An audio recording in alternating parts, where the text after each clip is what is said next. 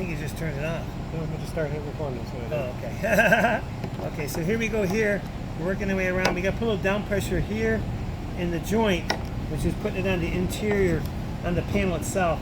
And work this little knife around. Okay, move over like a ½ inch or so. You bring this thing out and kind of drive it in there at an angle. And it's a bitch, I'm telling you. This is tough. And you keep the back of this bent up. I don't know if you can see this. Keep the back bent up so you're not gouging the paint on the inside part of the panel. Move away a ½ inch, 3/4. Okay, move away a ½ inch, 3/4. And you kind of gain around the corners here about a ½ inch at a time, pushing down on the joint with the bar, that little pry bar, about a ½ to 3/4 of an inch away to help spread the lips here. There we go. We're coming around the corner here. She'd be coming around the corner when she sings. We're working our way around the corner here, boys. Is this on video? Unbelievable. Nobody on a Mooney space or anywhere has ever showed how to do this. A lot of words. But this is it here. It's not hurting any of the sheet metal. Because actually this little hardened plate I got is thinner than the sheet metal on the plane. I can see it going down. This thing's starting to come down. We're making the 180 here. Okay. I'm telling you, this is a bear. Well, you know what if I just push that? Oh, wait a sec. Okay. What if I'm... Hey, 1 second. Let me get a little tape over here because I don't want to scratch this thing. Okay. What if I just press down on this as you're going? Yes, that may help. Press behind me. Yep. Yep. Oh, there it goes. Yeah. Get behind me now, yeah? Go slower. I'll just drag it side backwards now. So now if you can see, we're working this thing backwards. We got like not quite half. We got almost half of the circumference down, but if you can see here, I bent this pretty good now. So I'm not going to use that anymore because it's going to be gouging the inside here. So I'm going to change sides here and work my way and drive this thing forward. As you press the bottom down, it breaks the gap and the pressure behind me there.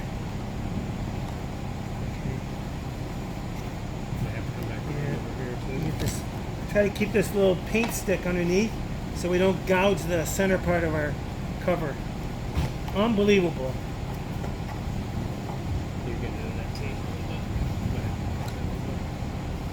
Actually, I put the tape across this and never cut it.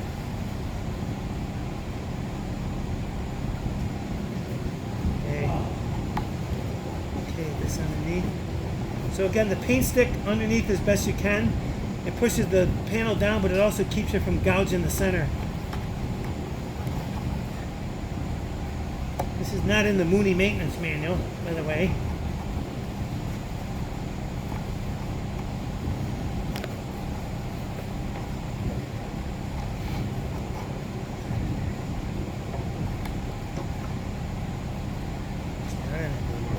Push down.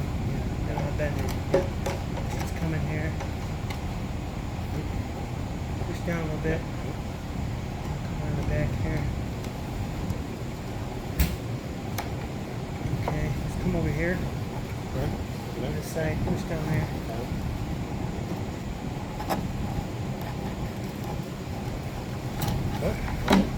Oh, no. I got it. Let me cut it. Let me cut it. Cut the goo. Cut the goo. Cut the goo, Mr. Magoo. And this is that little beggar we've been trying to get out, man.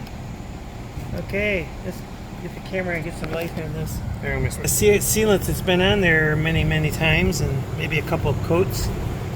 This is the sealant, which is the cover sealant, as you say. It's not. It really. There it is. It's been in there for a little while. You can see it's still pretty soft. However, when it's up against this hanger, it does not want to budge. we will clean this up later, and let's see what the tank looks like here. Let's just take a look inside. You can see over here it's been sealed a couple times. We're going to be removing all this sealant here, and actually that's funny. There's two patches over here, and that's right where this is leaking anyway. I want to point to y'all. Okay. Yeah. I use this as a pointer, if you can see it.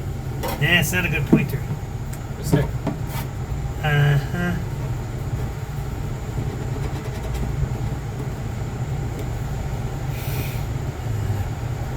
Of course, everybody knows there's weep holes that go in between each tank. There's one of them right there. You gotta watch out. You don't seal those up. They're in different spots. Look at your maintenance manual. It tells you where it is, or the SB 208. It tells you. I'm sorry, wrong one. But take a look at the maintenance manual. There's one of the weep holes. You gotta watch out. You don't seal those up, or you won't get your outboard fuel into your main tank here. So. To give you an idea what's going on here, so there you go, what this thing looks like, and that's that. There's some anti-slosh holes through here, which are these other ones over here. It keeps the tanks nice draining down in between each other, and that's it. There's anti-flappers. Turn this around here. You can see over here, that's a backflow. That's a backflow valve right there, backflow flapper right there, and that keeps it from sloshing. When it's sloshing around the other tank, kind of keeps the fuel from going back and forth, giving an erratic reading on your fuel gauges as well.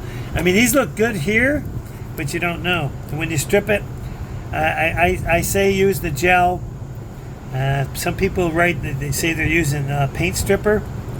I don't recommend that, because the paint stripper gets down between there, the sheet metal and the spar, this angle and the spar, and you can't get it out. You're going to corrode the living daylights out of it. Stick with the gel, rinse it out the way you're supposed to rinse it out, and that's that.